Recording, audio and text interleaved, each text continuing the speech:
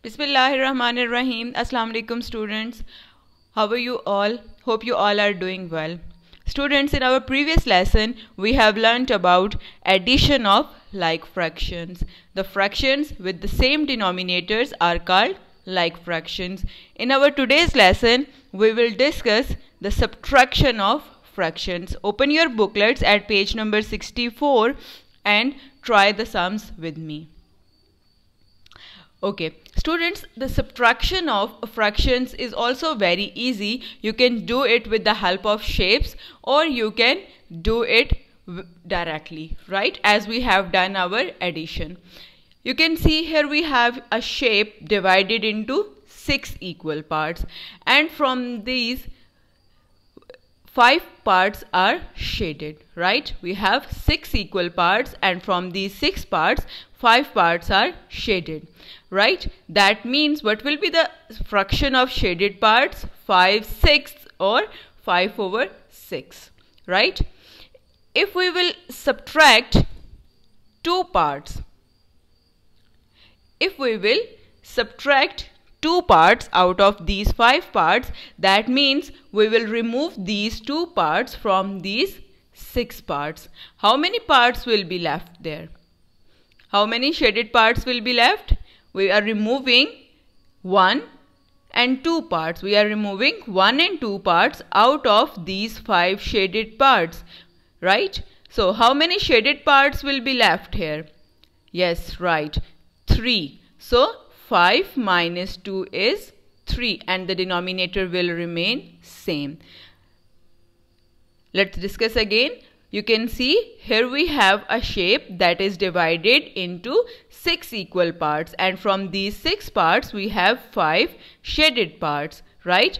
So the fraction of the shaded parts is 5/6 or 5/6. If you will remove 2 shaded parts out of these 5 shaded parts, what will be the fraction of the shaded parts now? 1, 2 and 3. 1, 2 and 3 shaded parts, right? There will be 3 shaded parts left, and the denominator of the fraction will remain same, right? So what we have done, as we have done in the addition of the fractions, we have just add the numerators. Similarly, in the subtraction of like fractions, we will subtract the numerators, right? We will subtract the smaller numerator from the greater numerator. Here you can see your greater numerator is 5 and your smaller numerator is 2. So we will write 5 minus 2 is equal to 3, and your denominator will again remain same, right? So what you have to do, you can directly solve the sum by just subtracting the smaller numerator from the greater numerator, right? Let's see the other example. Here you can see again we have 2 like fractions, 8/9 minus 2/9, right? So what you have to do, you have to subtract the smaller numerator from the greater numerator, and that is 8 minus 2.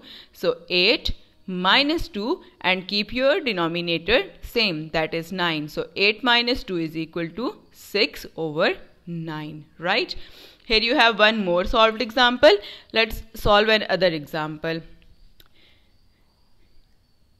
Here you can see you have again 2 like fractions, that is 4/5 minus 3/5. So what you have to do,